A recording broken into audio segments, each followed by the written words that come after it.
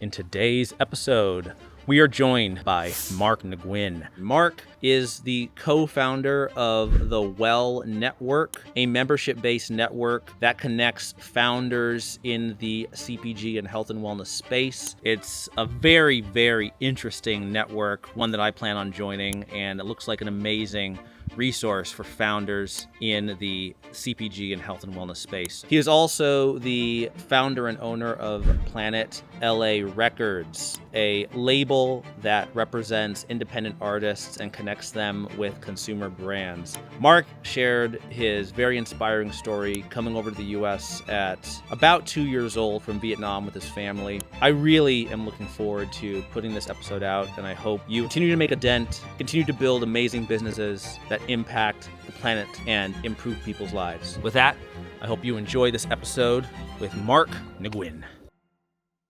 Be sure to like and subscribe to the Eden Group podcast for more content empowering health and wellness entrepreneurs to make as much money as possible so they can change as many lives as possible. Let's get after it. I am joined today by Mark Nguyen. Mark is the founder of Planet LA Records. He is also the co-founder of the Well Network. I'm really excited to get into this, and is an adjunct professor at New U University as well as the California State University. Mark, thank you so much for coming on to the Eden Group podcast. Yeah, thanks so much, Michael. Excited to join and share my perspectives with you. Awesome. I'd like to go back to the beginning of your story. Where did you grow up, and at what point did entrepreneurship and business really come into your life?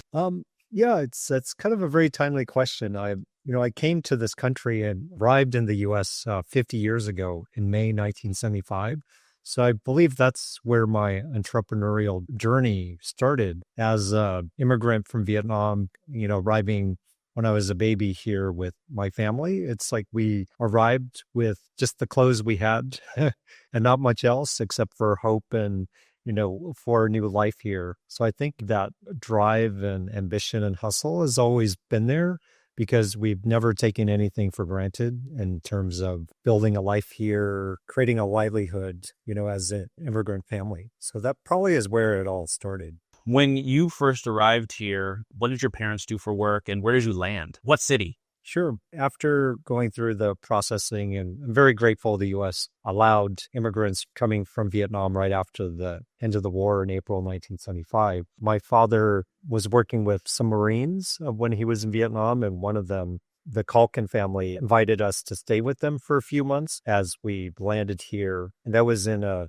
small town called Longview, Washington, on the border of Washington State and Oregon. And that's actually where we landed about 50 years ago. And for a few months, stayed with them. They're so gracious to host us. And then my father quickly found work in the largest employer in town, which is a lumber mill company called Warehouses. And then my mother started working in a local restaurant store. So whatever they could find work, they sort of dive right in. So when you came over, did you say you were a baby when your family? Yeah, I was 2 years old when I arrived. Well, I guess I'm not a baby, a toddler.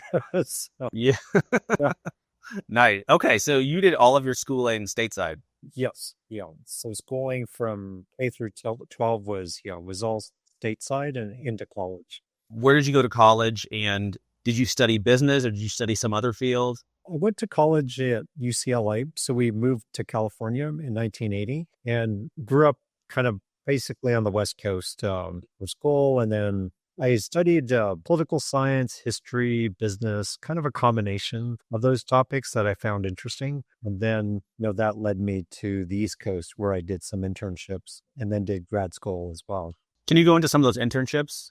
Did they have to do with trade? I know that that's on your LinkedIn bio. Yeah. So having immigrant roots, but not having traveled to Asia or not remembering much, I always felt like I needed to understand my heritage, led to exploring international trade, international business, international affairs. So the first internship I started actually the day I turned 21 in Washington, D.C. with the State Department. I kind of walked in, and said, I'm ready to start my first internship. And they're like, congratulations, you can have a drink after too. I'm like, fantastic. So that was June 1993. I came in, started an internship, and that led to this interest in international trade and business because working in the State Department, we dealt with Asia and Southeast Asia. And the office I was interning in was also dealing with Vietnam, kind of coming full circle after 18 years of being basically American and then starting in this role that was looking to restore relations with Vietnam. Because when I started in 1993, the US and Vietnam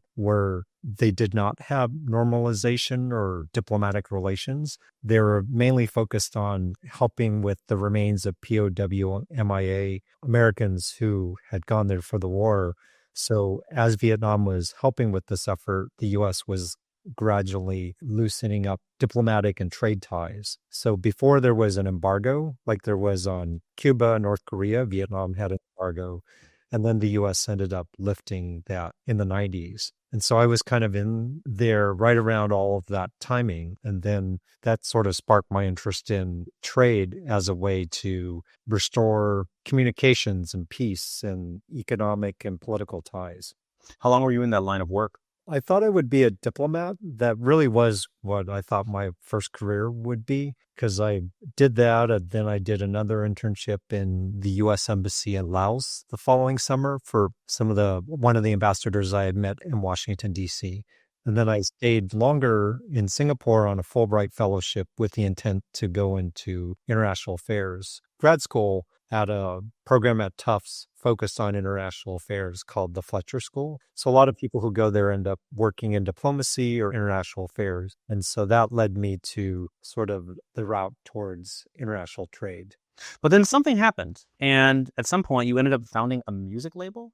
Yeah. Tell me how that came about. It didn't happen so much later. Okay. Walk me through your international affairs and how long you did that, and at what point you really started thinking, hey, I want to go into business for myself. Yeah, I would say that the international affairs was over 12 years of trade, international affairs, working with clients on an international business perspective. But as you do that, you meet lots of incredible business leaders, from entrepreneurs to people around the world, because I was, working with clients who were dealing with setting up new manufacturing in Vietnam and trading with the US and farmers and all kinds of people around the world. So I was like, wow, there's more to kind of dig into here. And then that kind of sparked my entrepreneurial drive to start my own business. And the business I thought that I didn't really tap into is my creative side, because I always knew I had a creative side, but I think I suppressed it for a long time. And also growing up in sort of an Asian traditional household society, creative businesses tend to take a backseat to, They're frowned upon. Hey, how are you make money doing this? Yeah, exactly. How do you make money being in the creative industry? But I always felt there was something there I needed to tap into. And that led to me returning to the West Coast, which I had left for over 10 years, and then kind of going back into kind of understanding, how do I pivot? Because as an entrepreneur or in any sort of career move, you have to figure, how do you pivot? And a lot of times it's just not jumping into something. So I pivoted by working international trade still, but taking classes at night in entertainment studies at UCLA Extension, because they have a program where if you go in the evening or weekends, you end up learning about the industry, meeting people. And after doing that for a few years, I was like, all right, maybe I should try this. And then right around that time, it was 2008 and 9, we had a, major housing crisis and recession. So I find like in times of recession or uncertainties, opportunities can result. So I kind of took the leap and said, I'm going to leave my job and do this. And that's how Planet LA Records was formed. And 2009 was people I had met through these studies. We came together. And then my own creative side is that I do write music with different artists. So I kind of try to connect all those interests into one. But then Planet LA was also connecting artists with brands and companies. So I was like, okay, how do I do both in this sort of new entity? And so that's how that was born. Can you walk me through the business model of Planet LA Records? How did you earn money? What were the different revenue streams? Yeah, I would say initially we thought it would be more traditional. Like, let's work with these artists. Let's help release their music. Let's help them tour. So we took them to South by Southwest and other festivals, which we did for a number of years. But then we found that it became really challenging because artists, once you work with an artist, they feel like you should help them in many ways, like a manager. And we weren't a management company, but we almost became one, because if you're helping an artist with a show or a sponsor or releasing music, you end up doing more things with them. And so the revenue model had to shift. And I think where we've landed at over the years is it's more through these partnerships with brands. Because one of our very first partners was Whole Foods Market. They agreed for us to set up an event there in 2010 when we took some artists there. And ever since, I've had a good working relationship with them because it's evolved, where I've done many programs at their headquarters in Austin, but also in other cities. And then with the Well Network, I invited their CEO to join one of our events last summer here in New York. So it's just evolved. Started with the music event, and now it's evolved into other programming and other ways that we collaborate. What does a partnership with a brand like Whole Foods mean? Like, does Whole Foods have like a big conference and your artists are performing there? Is their music being sold in the grocery store?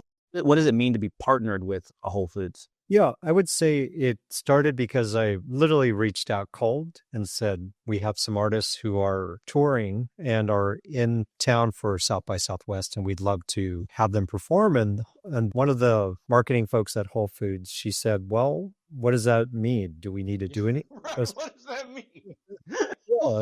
She was kind of like, okay, what are you proposing? And I said, well, no, we could do that. We could set it up. All we need is for a place for them to perform, but we'll take care of everything as long as you're okay with us being there. So you offer the real estate, and we'll take care of the rest. Oh, so you're literally at their HQ? Yes. Performing for their employees or for like the community? Like, does their HQ have a lot of foot traffic? Yeah, for the festival, South by Southwest, which is Specifically to that. because it's a huge annual festival in downtown Austin, and Whole Foods headquarters is right there on 6th Street in downtown Austin. And we thought, what a perfect location. You're right there, and you're part of the Austin community. They're headquartered there. And also the demographics really align. Artists love Whole Foods. They tend to eat healthier. People who shop at Whole Foods would also appreciate music and global music, because a lot of these artists who come in March for the festival are coming in from around the world. So one of the very first artists we worked with was a girl group from Japan. So we helped them tour from LA to Austin, and we said to Whole Foods, can we have them perform in your store? And they said, well, that sounds really cool. A girl group from Japan. But little did Whole Foods know they're a punk rock girl group from Japan that are very loud. But after that, I think they're like, okay, but that's how it started, was a girl group from Japan, and then it evolved. 2 years later, we were doing much bigger events with Imagine Dragons, Lumineers, Lisa Marie Presley, like lots of more established artists were becoming part of the programming. And that's continued and evolved over the years. We ended up doing things in LA for Grammy Week. We've done other stores, but it's just an evolution, because to answer your question about partnerships, a lot of it is you propose ideas and then you have to implement. And if it makes sense for the partner and you help to realize what that looks like, then you have something that's come together, and then you can then build upon. And the primary benefit then for the artist is exposure, an opportunity to do a live performance and then build a connection with fans. Yeah. For the artists, they're also businesses. That's one thing I did learn going into the creative side, is all artists are like small businesses who then can grow into bigger businesses because they need a team. They're developing a product, which is their music or their show, their branding, and then they need the audience to connect with that digitally, in person, however. Then they need revenue streams. In the old days, they sell records or CDs, but now streaming is a tiny fraction of most artists' revenues, so they have to find other sources, sponsorships, endorsements, merchandise, other things that they do. Streaming. Some artists make a lot of money just streaming on TikTok or Twitch or YouTube and other platforms. So artists have to be really creative at shaping a product that the market responds to, and then figuring how to build that loyalty like a beverage would. The beverage thinking. It's like, how do you get the customers to keep coming back, these clients and fans to keep coming back and say, all right, we want more of that. We want the next product. We want a subscription. We'll sign up for your monthly newsletter and Patreon account where we can support this artist. So I kind of saw like, these are a lot of the same things that the brands are trying to do. So why not connect the brands and the artists? And then if the artists have a following, that helps the brand. And if the brand has a following, that helps the artist. So let's sort of build a partnership between the two. So that's essentially what Planet LA has done over the last 12 years, is build these partnerships between some of these artists, influencers, and brands. And then how does Planet LA get paid in this value creation and this network creating? Because essentially you're creating networks.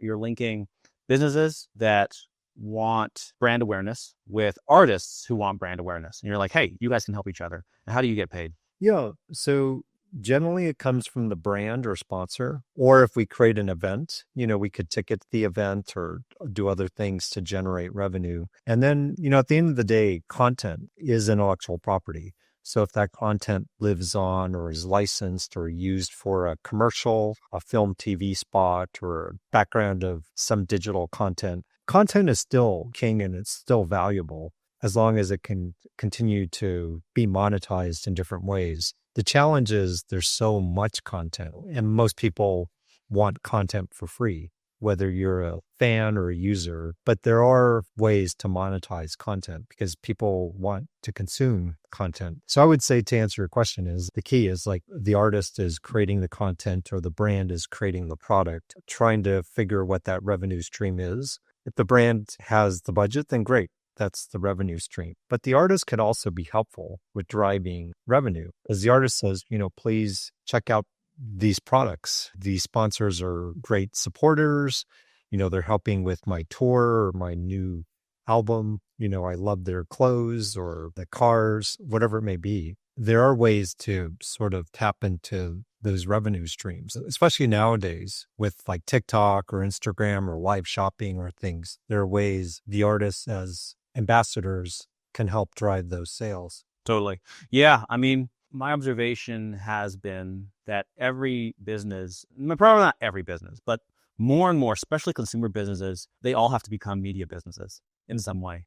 Yeah. And that's where, back to your question on revenues, we try to figure what that revenue is. If it's a commission, if it's a retainer, it could be a combination of both. And then putting that out there and then facilitating that relationship, just like a traditional marketing agency may do with a client and a media company or however, or a celebrity. We have to say, okay, here's what's going on. Here's a budget. Here's where the revenue streams may be coming from. And then what do we get as part of facilitating that?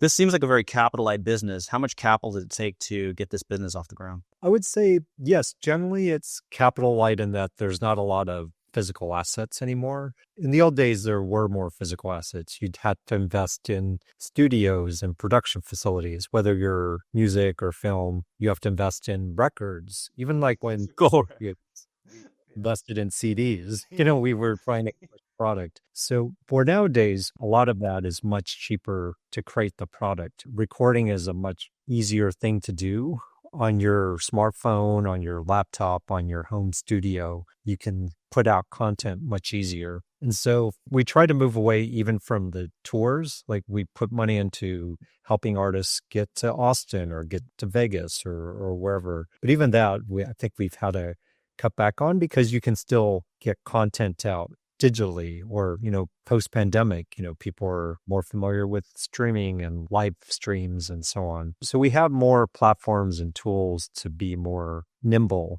in this new environment, but not saying people don't like to go to Coachella and be part of a crowd.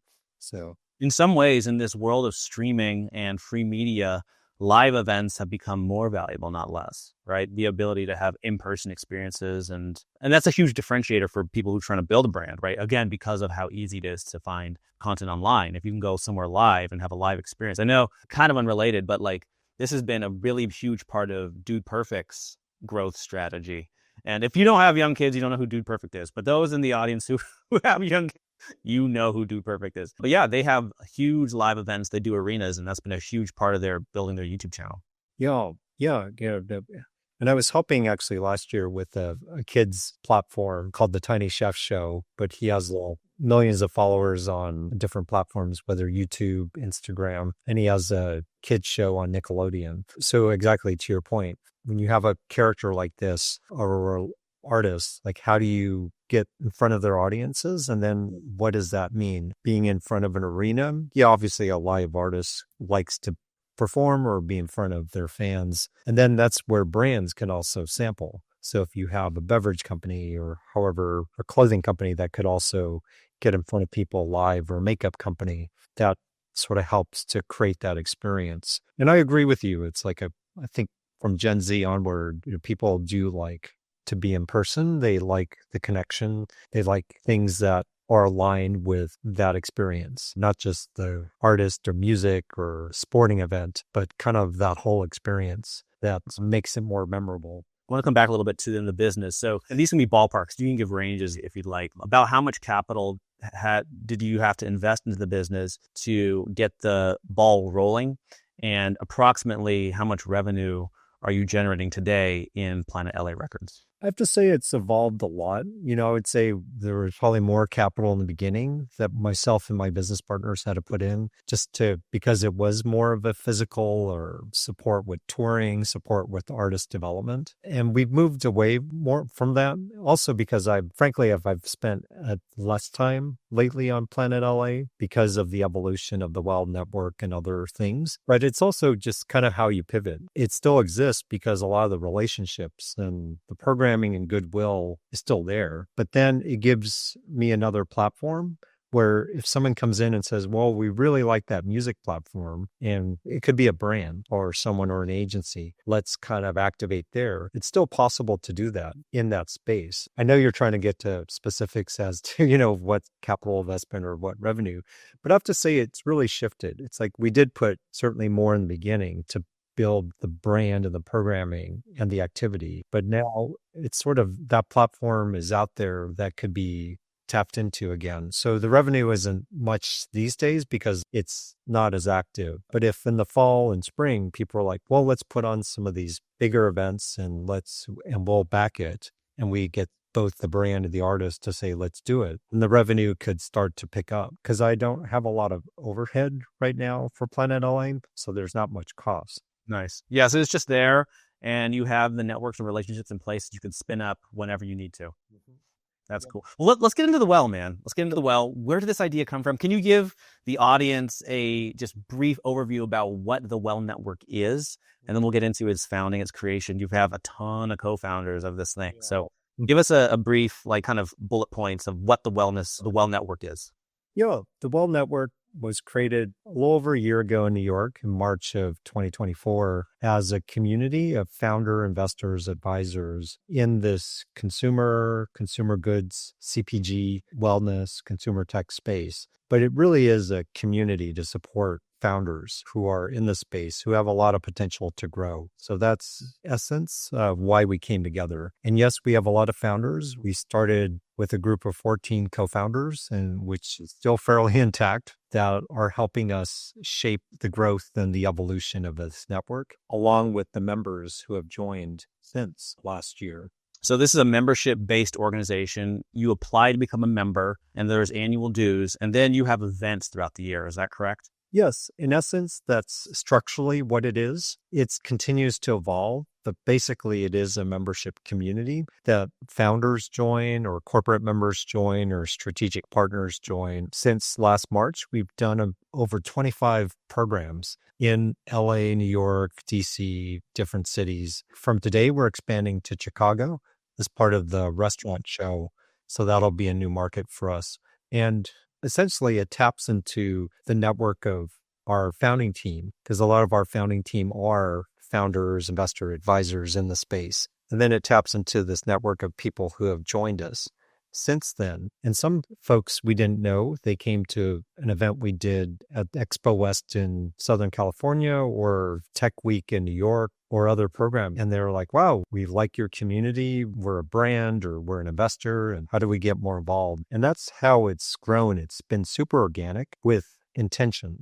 So we say we're an intentional network because we want to know who you are and how we can be helpful. And then if you're aligned with that, then we can help sort of grow. In fact, I just had a call with a potential member right before this. And I was trying to explain, it's like the more we understand what it takes for you to grow and build upon your growth as a brand, the more we can be useful. So if that's distribution, online distribution, raising capital, hiring sales or operational marketing folks, product development, those are all kind of elements that can come together. Because you do really need, like any business, sort of a team and a collaborative team to support that growth, whether it's internal or external or both. Now, is the Well Network's only revenue stream the membership fee, or do you also have kind of creative fee structures or kind of revenue performance participation depending on the needs of various members, right? So let's say if you're raising capital, maybe there's like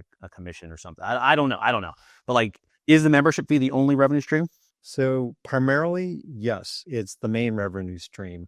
And to be compliant in the capital raising side, we do refer folks to broker dealers. Some of our members of the founding team are broker dealer licensed, so they could do a commission-based structure. But that sort of sits outside of the well itself. But deals like that can happen, and they do, and they have happened over the past year. But we want to make sure we're compliant, whoever's involved with that, whether the brand or the investor or the facilitator. The Well's primary model for revenue has been individual and corporate memberships, plus some of our events have registration cost, and a lot of our events also have sponsors. So it's that combination. And we also can receive revenue through referrals. So if one of our members is a shipping company and they said, oh, I've gained 5 new clients because I'm in the Well, and they do an agreement with us, or it could be a marketing agency, or it could be a fractional CFO tech company. And so if that's allowable, they could refer revenue to us that way.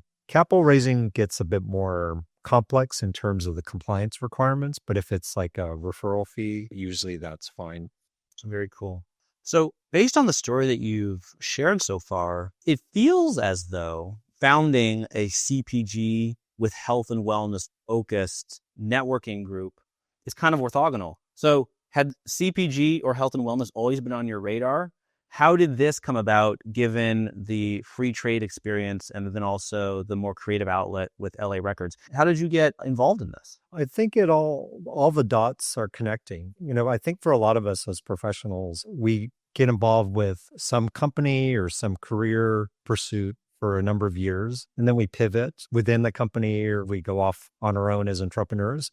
So I think over the course of my career, the pivots are starting to connect. And that actually is why it's so exciting. But at the same time, it's like, where is this going? But then you kind of have to trust yourself because you're like, well, okay, I've been in the market space as a professional for a couple of decades. So at some point, I got to depend on my skills and networks to create sustainable models. And so you kind of have to trust yourself and you kind of have to overcome this imposter syndrome and saying, what am I doing? Am I a creative? Am I a professional?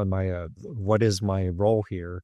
And you kind of have to say, okay, my role is to help others succeed, and through that, I succeed as a professional or we succeed as the Well Network. And I think that's the confidence that we have to build upon. And so to answer your question, it's like, starting off for over 10 years in international trade, I never thought I would pivot to being a creative professional or a community builder, but that's happened and it's built upon over time. The Well is an evolution of Planet LA because of Whole Foods. And sure, I appreciate wellness. I'm actually a licensed yoga instructor too, but that, Wow. but that alone is not going to be the reason to start a wellness network. I think that's adds to it. But I think the relationship with these brands over the last 10 plus years that have supported many of the artists that we've worked with is part of that evolution of the Well. And then we can tap into the creative element as well. Totally. Yeah, so we're not staying in one lane. We're kind of saying, okay, we can work with artists, content creators to support brands, but we can also work with investors and trade experts to support brands. And why not do both? And founders need support on all these elements. It's not like they develop the most amazing product that they'll generate millions in sales. It's not always the case. They have to get their product out there for people to want to continue to support and be loyal to it and love. Same for an artist. You can have the most amazing music and crafted songs, but there's no guarantee that your voice and music is going to drive your career and create a sustainable, successful career. Can they dance? What do they look like? Are they personable? There's so many other elements. Do they have luck in being at the right place at the right time, or opening for a bigger artist? Or meaning you never know. And we've come across so many brands and artists that we're like, okay, maybe they'll be the next big thing, but you never know. But then we come across even more who we think are going to succeed, but they don't take off. So there's no secret formula to success as a business entrepreneur artist. But the best thing hope we could do is try to support their plans to the greatest extent possible through these collaborations and communities, because then it gives you a better chance to succeed. Yeah.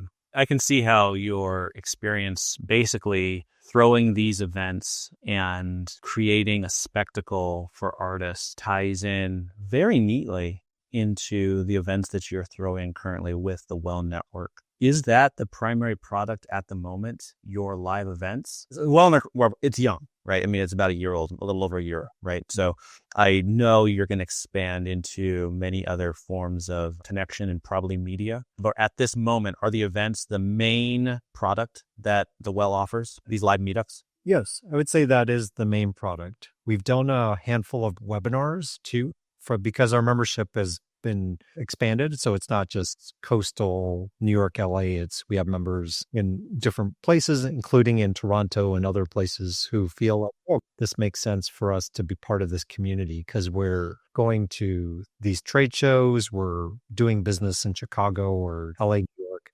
And so that's the main product, is the in-person programming. But I feel like we'll probably evolve. To your point, it could be podcast and media, or partnering with people like you, Michael, who already have these platforms, because we don't need to build it from scratch. It's like you can sponsor. We can be in association with. Even I don't know, like courses, or it may not be as useful. There are a lot of avenues that you can go. Yeah, a lot. But I agree with you. There's many different avenues. And even one of my side projects right now, I'm working with 2 other editors from the academic side to create a business anthology, because I teach business ethics classes, which also actually align nicely with these professional activities, because it kind of takes a step back and says, okay, let's see the more kind of theoretical, practical approach to what businesses are doing to ensure a more sustainable development. So we collected over 40 stories from entrepreneurs around the world who are sharing their founder journeys. So I see, to your point, it's like there's many different, whether it's a media platform, a book, a podcast, social media, to share these different founder stories. And that's essentially why we're doing this, is to help founders, content creators, artists succeed.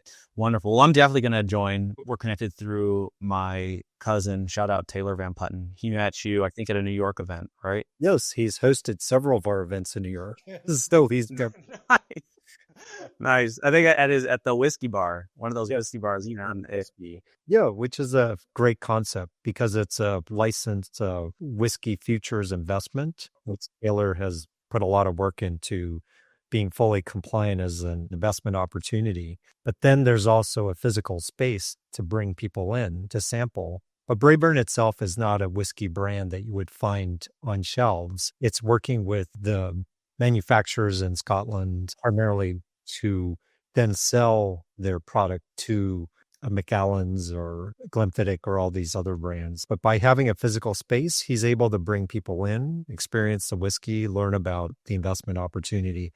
So we partnered on a number of events, including with Entrepreneur Ventures for Tech Week last year, where we brought in investors and founders who were there for Tech Week, but then got to experience the investment opportunity and the whiskey, which is always a nice plus. Always a plus. Well, but they see the space, they learned from Taylor what Braeburn is about, and then they shared why they were there, which is more from a tech focus. So that's kind of how we like to do these events, is to bring different people and industries together who could also appreciate whiskey, but they may be building an AI company. That's awesome. That's so cool. Right now, how would you break down the Well Network's membership in rough percentages between, let's say, founders, investors, that could be VC, could be PE, it could be, even family offices, and let's say corporate people, right? So like CFOs, biz dev, that kind of thing. How does it kind of break down percentage-wise? Rough numbers. I would say the ideal numbers are about half founders and then half other, meaning investors, about say 25%, and service providers, bankers, others, Bankers, lawyers, finance people. Finance folks. The way it's shaping, we're at around that. Just from the last take is we need certainly the founders as a base for our efforts, and then the investors support the founders, and then the business advisors also provide that service to founders. And then the founders obviously can network amongst each other as well as those in the community. So we've curated the membership to reflect that. Do you do anything in the ag space? So that's the field that I'm coming out of as I'm building up this venture. And it's kind of adjacent to, it's not wellness, right? And it's not CPG, but it's kind of right? It's like the inputs that go into CPG. Do you have any ag firms, either on the investment side or operators on the produce side, that are also members? Interestingly, this event in a week from today in Chicago, we have one of our partners coming on board is Windy City Mushrooms. They're a mushroom facility in Chicago, which grows mushroom for retail produce. And they partner with Chef's Warehouse, a big distributor in the produce and meats and food space. So they're going to activate at the event. And Windy City Mushroom also created CPG brand called Fungitarian. That's more nice, shelf-stable. To answer your question, I think that very much is aligned, is whether it's an agricultural producer looking to build a brand or working with a distributor for food service or other channels or retail. They're very much part of that ecosystem. And that's why we don't limit ourselves to just CPG, food, beverage, consumable. We're like, what is the rest of this ecosystem? Because some of these companies have to pivot all the time. They're creating product for retailers, but then they may have their own brand and they're servicing different channels. So very much so, I would say we're adjacent to ag tech, because that's very much part of the ecosystem and sort of the food supply chain. One of our first members is Oishi Strawberry. They're a vertical farm in New Jersey that grows omakase berry from Japan, but they replicated the growing conditions in a sustainable way in 2 facilities in New Jersey to sell to Whole Foods and restaurants and food service. So they're expanding their footprint now. I think they just got a national order with Sprouts, but they started with Whole Foods in the Northeast region. So they're kind of really growing as a brand too. That's cool. Any interest in expanding into non-food, but still wellness? So could be more like traditional fitness, right? So self-esteem brands, you have your Orange Theories, your Anytime Fitnesses, and even let's say like wearables, like Whoop. Would brands like that or entrepreneurs in that space also have a home here, or is that kind of too different? No, I would say yes. Yeah? You might say you have such a huge tent, but well, not really. I mean, it's still health. It's still health focused, right? no, but I would say yes, because it's very much part of this ecosystem.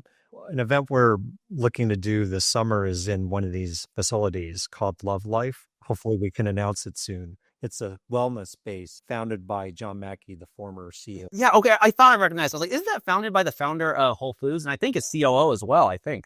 Yeah, so we're looking to do a program with them this summer, but that would be, yes, whether it's a wellness space with wearables like an Aura Ring or others or Fitbit, or I think that's because that space especially, they use a fair amount of technology for testing, not just like, your heart rate, but body mass and all kinds of other things to sort of test your nutrition, your health, wellness levels. So we very much see those are ideal partners. Whether it's a facility like that, whether it's an app or a wearable or a device that complements nutrition and your traditional food, beverage, supplement items too, because they're all connected. And that's really what I think the Well Network is trying to do, is it's really to connect all these communities with the overriding goal of, how do we create better for you, healthier wellness type products for a healthier lifestyle and a more sustainable lifestyle. And one of our new members is Naturepedic. They're an organic mattress company. So we're doing Okay. here in New York on June 5th with them, as well as the Apollo Society, which is a wellness group of practitioners who do yoga, meditation, breath work. So we're connecting breath work with the mattress store. They have 30 locations throughout the country. And then we'll bring in some products. Could be supplements for better sleep, but it could be a wearable device or a monitor as well. This is really cool. Whenever you're delivering one of the core three things that humans need to live, it's always, not only can you make money and build a career there, but you're also doing like really profound good for the planet, right? So just in my own framework, humans need relationships, shelter, and calories. Right? If you don't have those, you will either go insane or die, right? So you're providing the calories in a healthy, better for you manner, and that's profoundly beneficial and a great place, I think, to be creating value. Can you talk a little bit about your adjunct professorships at the New University and also California State University? I know you alluded to them a little bit, but can you go into a little more detail there? So back in 2016, I was asked to teach a class at the Cal State University, one of the schools. They have 22 campuses, but the school was Cal State Fullerton. I wasn't sure I was qualified. I said, what does this entail? Do you need to get a certification? And then the department said, no, here's a syllabus. You can revise it, and there you go. And that started my teaching journey as an adjunct. And then that summer, I ended up teaching at their partner university in Vietnam at the Foreign Trade University. So that kind of tapped into my international trade experience. And so I've been doing that since 2016, usually one or two classes on average per semester, which then led me to teach a class at New U since it launched 3 years ago. And next month, New U, as a nonprofit college based in Washington, D.C., is graduating its first class ever. It's a 3-year bachelor's program, mainly to support students who normally wouldn't go to college or could afford college. But this is a more expedited approach and a very affordable approach to getting your bachelor's that's licensed as a nonprofit school. So it's a great program that a friend of mine started 3 years ago. So we're excited to graduate our first class next month. Which degrees does it focus on? It's a bachelor's degree. I would say the focus is from the students I've taught over the last 3 years. A lot of them are first to go to school, college in their family. More than half are from the DC area who may be underrepresented, especially in the college system. One, because it's expensive for a lot of them to go to college. And two, they may not have been as motivated. So we try to serve that underserved market. So it's been super exciting to sort of see their evolution and to see them graduate and see a better future for themselves. So it's a bachelor's degree, but can be done in 3 years. That's awesome. That's awesome. Any final things, anything that you'd like to highlight or focus on that I haven't touched on? I think we covered a lot of ground, so really appreciate you asking from kind of my roots of arriving in the U.S. to sort of teaching and creating these different communities like the Well Network. I guess one highlight, it's all connected. So whatever we do, we never lose sight of who we are, what we've done, and who we're connected to. And I think that's really the key, whether you're an entrepreneur or a professional or wherever you are, a student or professor, is it's all connected in different ways. And leveraging those connections that we have with each other is really how we can succeed as people, as a society, as a planet, as business leaders, as artists, or whoever. So that's what I've learned in sort of my 50 years of being in this country and trying to navigate in what is, very challenging times for a lot of people these days. We have tariffs, we have societal changes and all sorts of things happening, is you kind of rest upon that, which then creates the resilience to build and grow. Because at the end of the day, it's if we get too distracted by the noise, if even as an artist, if you're like, well, there's so many artists producing such great music, how can I ever get through? Then we're never going to have like the next major artist or innovative artist, because they'll lose hope.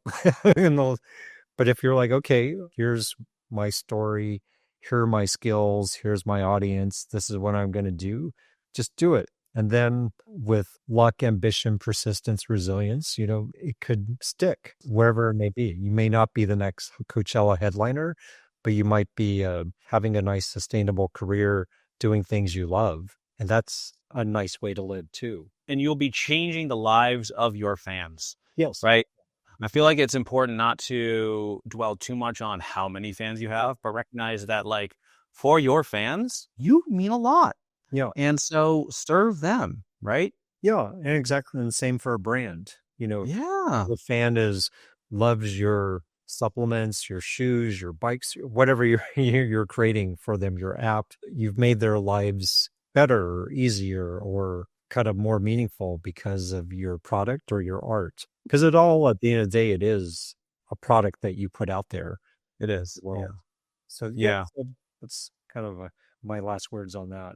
So I actually 2 final questions. One, what accomplishment are you most proud of to date in your career? And what obstacle would you say was your greatest obstacle that you had to overcome in your career? So let's first start with the accomplishment. So of all things you've done, what are you most proud of? I'd say it's the building community. I don't know if that's specific to just the well or other things over time, but I'd say if someone to say, what is your gift or skill or superpower? I would say building a community that connects, that collaborates, has some intention or focus in mind. So I think that's my proudest achievement is I've been able to do that with a lot of different types of people, culturally different perspectives, creatives, or different types of executives. And I think that skill is rooted in listening and kind of really trying to understand where that business is, who that person is, what they're trying to achieve. And then once you kind of get some essence of that, you're like, okay, maybe you need to talk to this person, or even if it's not a person, maybe you should enroll in this program. Maybe you should go to this conference. Maybe you should give that advice so that they could move further along in their plan. So I guess a winded answer is I feel like I have some talent to do that. That's beautiful. And then how about for obstacle? What would you say was the biggest barrier that you had to overcome, and how'd you do that? I think obstacles, part of that is as an immigrant, I always feel like I have to prove myself. It's like I know my origins of being an Asian American, but in this society, it's like I always feel like you have to demonstrate how you sort of fit in because people are quick to judge or however. But I think the way to overcome that is just through doing something that people can respect. I come across that all the time where people are like, well, I'm not sure what you're doing. Are you making money? Are you doing this? So it's like, are you doing something useful? Or family are like, what are you doing? You did What? You left what? What are you doing? It's like, so I think part of the response to that is you just show to them what you're doing and just have that confidence to keep building. Because if you trust yourself that you're doing something that's moving the needle for yourself, for others, then I think that is a great indicator of progress. But sometimes from the outside, it's hard for people to see that, when you don't come with like a title that's super clear as to what you're doing or a salary or whatever it may be. That's entrepreneurship. Yeah, exactly. I guess it boils down to being an entrepreneur. Yeah. Mark, thank you so much. Yeah, no, thanks so much, Michael. Really appreciate sharing perspectives and being part of this storytelling through your podcast. Wonderful. All right, take care. Right, thanks. Subscribe to the Eden Group podcast on YouTube. Make sure you click the notification button to be notified whenever a new episode is posted. If you're listening to the podcast on the podcast player, make sure you rate and review the show so that it is easier to find for future viewers.